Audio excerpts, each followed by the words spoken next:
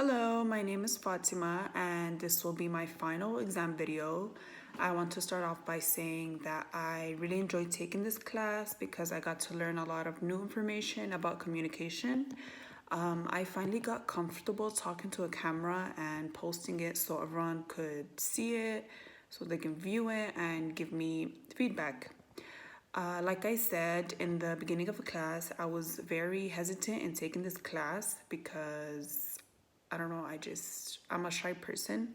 But I just listened to my heart and I am glad I took it because the professor and my classmates made it very easy.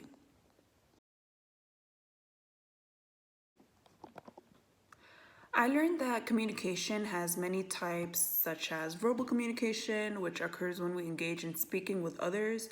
Nonverbal communication is what we do while we speak that often says more than actual words, which includes facial expressions, posture, eye contact, hand movements, and touch.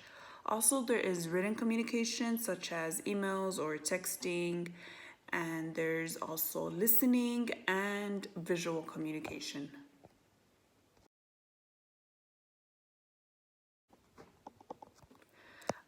I chose chapter 3 from the textbook because I understood it the most and was able to read and know what I'm reading, such as understanding what I'm reading. I was able to learn about the relationship between language and meaning, how we come to know the content and rules of verbal communication, the functions of language, how to use words well, and the relationship between language and culture. Language, society, and culture plays a big part in communicating.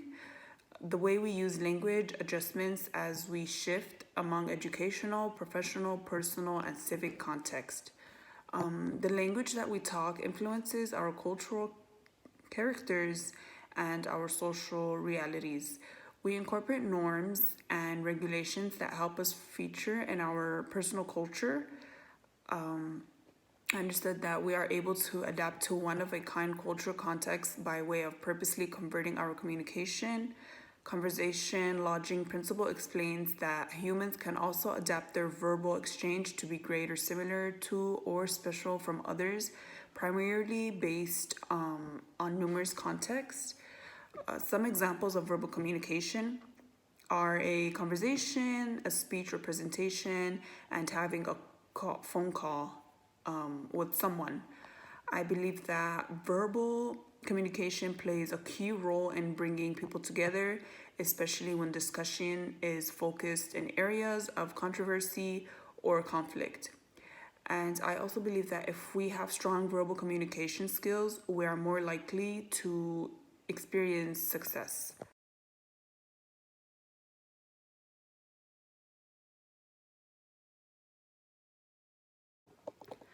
I also wanted to talk about the 5 functions of language. And first, I want to say that language enables us to make specific observations, such as reviews on sensory records, mind, such as conclusions and awareness based on examinations or thoughts, emotions, and desires. Language is strong in that it expresses our character via labels utilized by and on us. It affects our chance primarily based on how we assist our ideas, serve as a way of control, and plays action while is spoken by using sure people in sure contexts. The productiveness and limitlessness of language builds the opportunity for limitless word games and amusing uses of languages.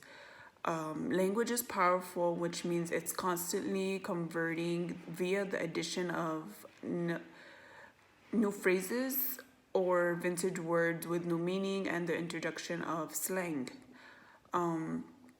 Language is comparative and can be used to deliver people together over a shared reality. However, it can isolate human beings through unhelpful and disruptive messages.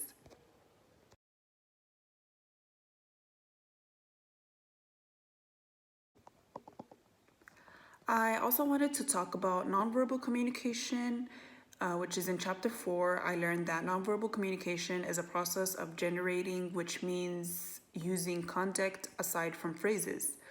Nonverbal communication plays a significant role in our lives as it can improve our ability to relate, engage, and establish meaningful interactions in everyday life.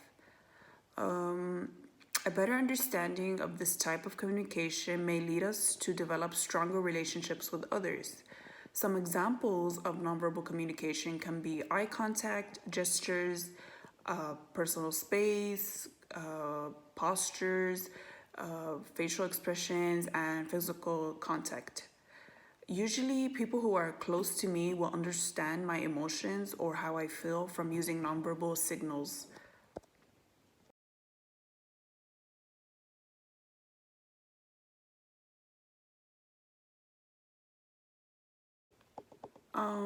I believe that good communication skills are essential to allow others and myself to understand information more accurately and quickly.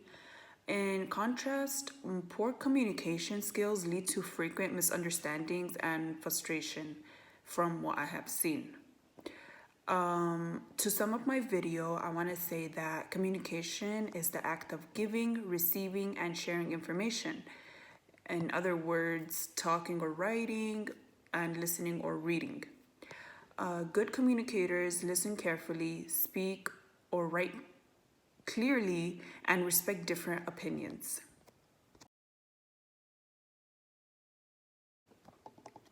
If you have effective communication, that could lead to quick and problem solving, making strong decision making, being more productive, consistent in the workflow, strong business relation, better control, advanced professional image, and better response from all stakeholders.